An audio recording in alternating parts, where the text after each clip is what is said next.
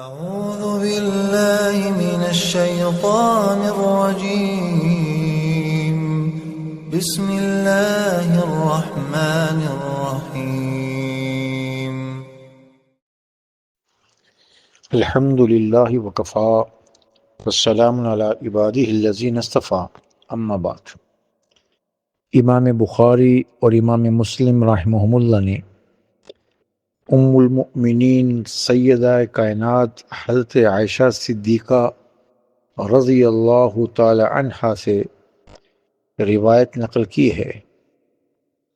کہ اللہ کے کان رسول اللہ صلی اللہ علیہ وسلم اذا اغتسل من الجنابہ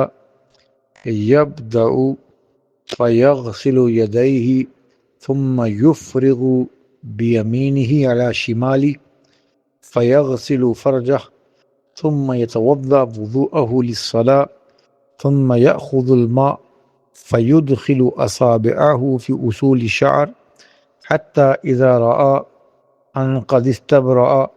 حفن على رأسه 3 حفنات ثم أفاض على سائر جسده ثم غسل رجليه۔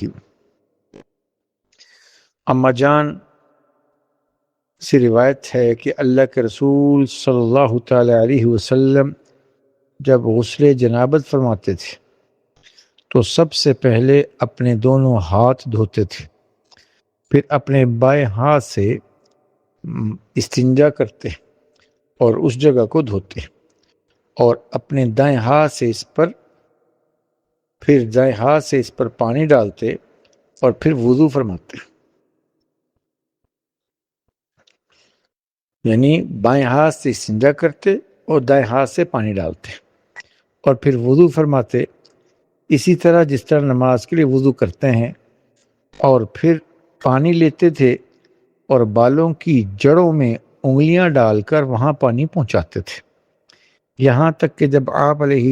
السلام یہ سمجھ لیتے کہ آپ علیہ السلام نے سب بالوں میں پوری طرح پانی پہنچا لیا ہے تو پھر دونوں ہاتھ بھر بھر کر 3 دفعہ پانی اپنے مبارک سر کے اوپر ڈالتے، اس کے بعد باقی ساری جسم پر پانی بہاتے تھے اور اس کے بعد دونوں پاؤں دھوتے تھے۔ نبی علیہ السلام کی زندگی کو اللہ نے ہم سب کے لیے معیار بنایا ہے۔ لقد کان لکم فی رسول اللہ اسوۃ حسنہ، کہ رسول اللہ صلی اللہ تعالی علیہ وسلم کی زندگی تم سب کے لیے معیار اور نمونہ ہے۔ رسول اللہ کا کھانا پینا سونا اٹھنا بیٹھنا سب رسول اللہ کے اعمال اللہ نے محفوظ رکھے اور اللہ نے اس کو ہم سب کے لیے نمونہ بنا دیا۔ تو دنیا دارالسبب ہے، امہات المؤمنین نے آپ کے خلوت کے مسائل اور خلوت کے اعمال امت کو بتائے ہیں تاکہ یہ بھی رسول اللہ صلی اللہ علیہ وسلم کی مبارک زندگی کی عملی تعلیمات امت تک پہنچیں۔ چنانچہ اما جان نے جو غسل کا طریقہ بتایا اور ایسے دیگر ازواج میں سیدہ کائنات حضرت میمونہ رضی اللہ تعالی عنہا جو آپ علیہ السلام کی زوجہ محترمہ ہیں اور عبداللہ ابن عباس رضی اللہ تعالی عنہما کی سگی خالہ ہیں، انہوں نے بھی غسل کے مسائل بیان کیے ہیں کہ گویا کہ آپ علیہ السلام پہلے دونوں ہاتھ 3 دفعہ دھوتے اور ہاتھوں کے ذریعے، اس کی وجہ یہ کہ ہاتھوں ہی کے ذریعے تو پورے جسم کو غسل دیا جاتا ہے، تو پہلے ان کو پاک ہونا، اس کے بعد آپ علیہ السلام استنجا کی جگہ کو بائیں ہاتھ سے دھوتے اور دائیں ہاتھ سے اس پر پانی ڈالتے تھے، اور اس کے بعد آپ علیہ السلام وضو فرماتے، کلی بھی ہو گئی، ناک میں پانی بھی ہو گیا، اور اس میں تھوڑا سا مبالغہ ہے جیسے کل ہم نے بیان کیا تھا،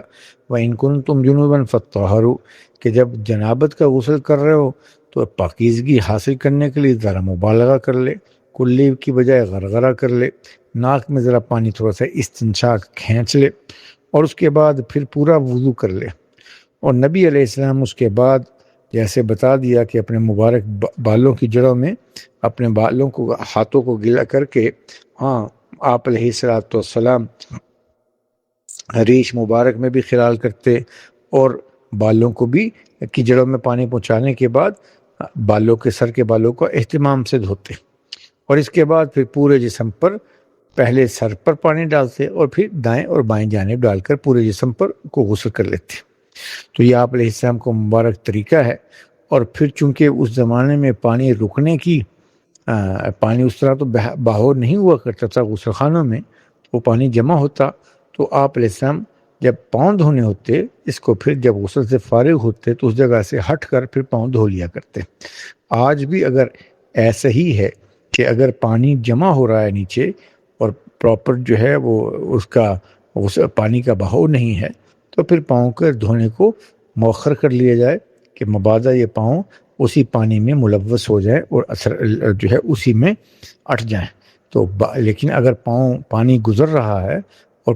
پانی کا وہاں رکاوٹ نہیں ہے، بہاؤ ٹھیک ہے، تو پھر بے شک وضو جب نماز والا وضو کر رہے ہوں تو اس ٹائم میں جب پاؤں کی باری ہے تو پاؤں کو بھی دھو لیا جائے